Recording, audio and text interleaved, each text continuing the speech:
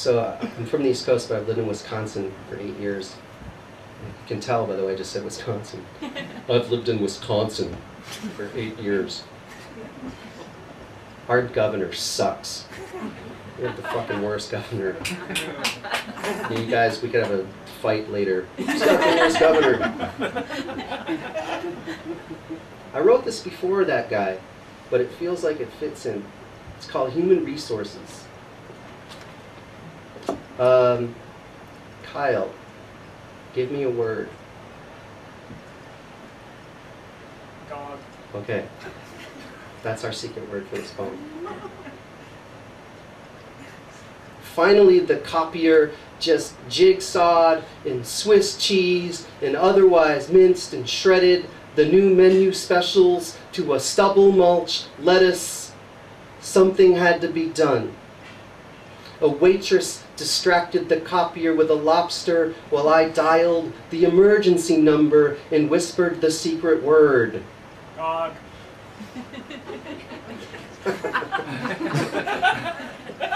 Dog.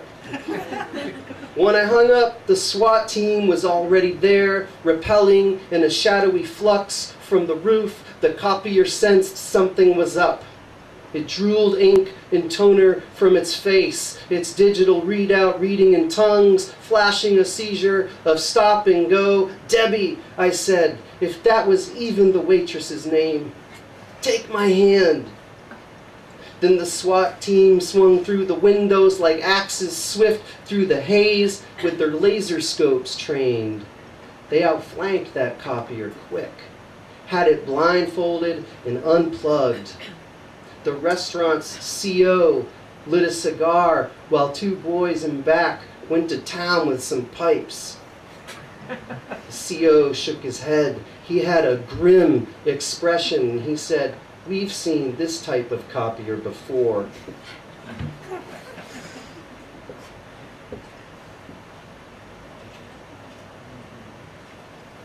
It's a short one. It's called Picking Up the 7-10 Split, a bowling reference. I never met a mascot that I didn't want to punch in the giant face. It's a terrible fact I live with, like how Bibles sleep in bedside drawers in motels. My uncle, the one and only time we met, he said people could just catch on fire. It's called spontaneous combustion. We were at the bar sharing a pitcher of Schlitz and a corned beef. I was maybe 10 years old. It's what you would call a formative experience.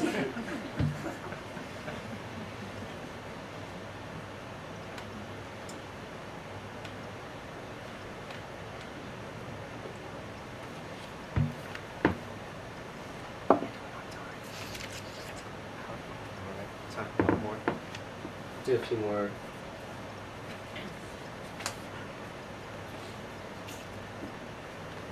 It's a new poem. I hope it's all right. I mean, I'm going to try it. Screw it. Fuck it. I'm going to try this new poem. I'm a dad, and I haven't slept in 7 years. No, wait, 4. I haven't slept in 4 years.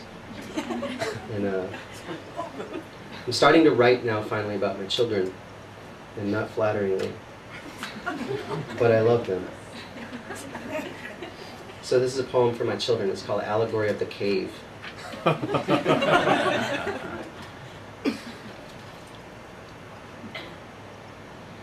You love straightforwardly. You try, and still your dreams will problem more darkly or just only a little bit less. But we can almost forget that. The ode, apologies, our wanderlusts that make us so hard to love. The bills we're totally not paying tonight, just sitting here, drinking beer, listening to the Pixies for the first time on vinyl. I hear that screaming in my chest where God's overhead projector must be throwing some light on where to go and what to do next. But not being afraid gets harder and weirder when just filling out these forms for the kids' school. I miss them terribly. Josie marching off to bed in sunglasses bigger than her face. August beating everything because everything's a drum. If we haven't slept or danced in years, maybe it makes a noise, like something falling, hopefully not drowning or in a hurry to be stuck.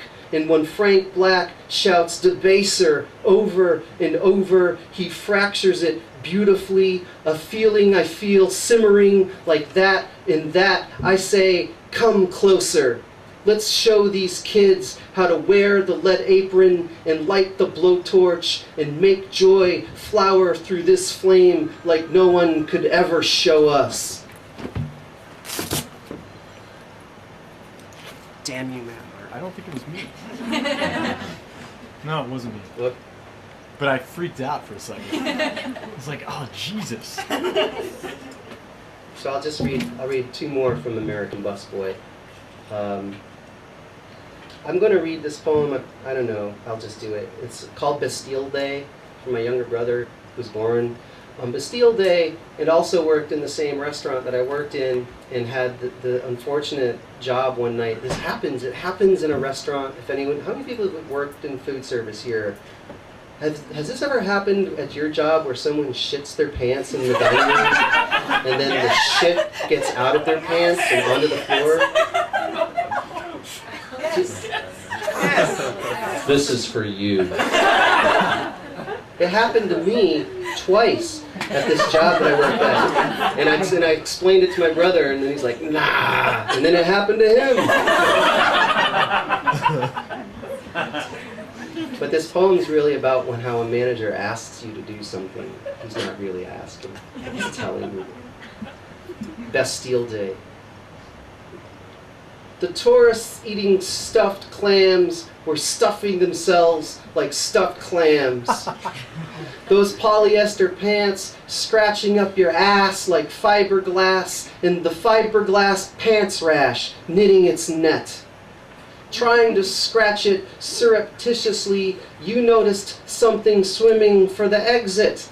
A fried jumbo shrimp. Its neck, or whatever.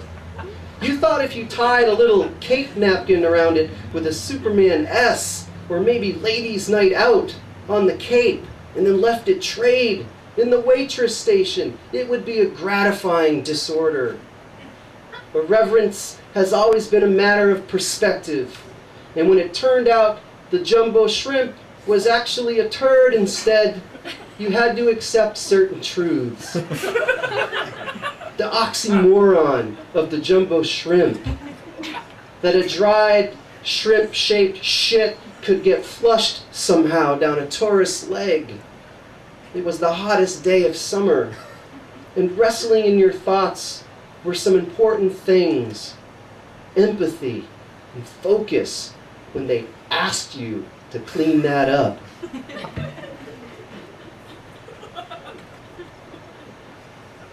I'm glad that you're laughing like that. The first poetry reading I went to, I was 20. I still remember at Stroudwater Books in Portsmouth, New Hampshire, and there was this poet named Walter Butts. Maybe some of you heard of Walter Butts. And he read these short aphoristic poems that were just gorgeous. And they were hilarious, and I didn't know that I could laugh until other people laughed, and then I said, oh, I'm going to laugh. And he was really generous with me after the reading. I went up to him and said, oh, I'm a poet. Here's the thing I wrote on a napkin. And he said, kid, like it was like a Mean Joe Green commercial. Kid, if they're not laughing or crying, you got to keep revising.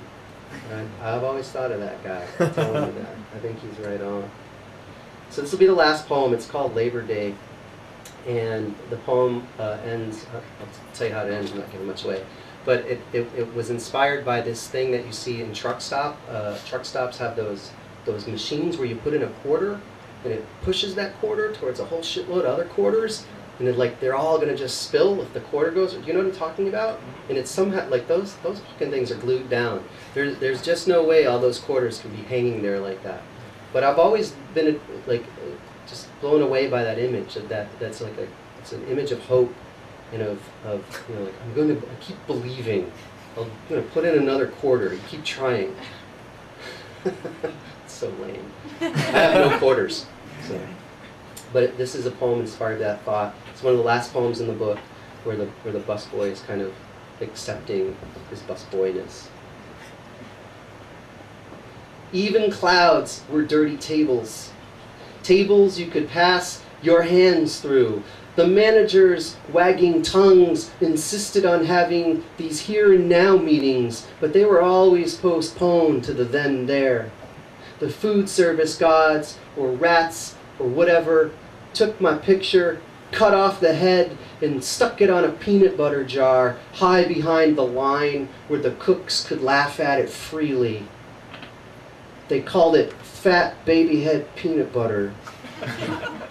Meanwhile, in the parking lot, the lot was parked with a total lack of grace. The edge of a word as another word's shadow is about the best thing I ever overheard, and the advice of dandelion heads exploding. The terrible whisper of those polyester pants, and on my answering machine for days would be nothing but a waitress laughing, like a flower pot falling from a ledge. Fat baby head peanut butter was fine. I could live with that. But then someone posted in the waitress station a missing persons flyer with my name on it, asking had anyone seen me. There were aliases: asshole, flounder, snot-nosed punk, and the claim I was known to masturbate furiously in all capital letters. FURIOUSLY, like there was any other way. One whole wall in the restaurant was mirrored. If you paid attention, you could actually see the moment where a busboy turns away from his image.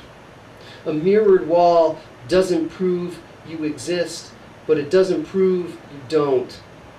The waitress whose legs put the yes in my eyes had a small of back like a four-letter word, so I said so. It was the beginning of summer's end. I was nothing and lucky. At the gas station after work, I dropped a quarter in that machine where a wave of quarters was cresting and possibly at the edge. Thanks.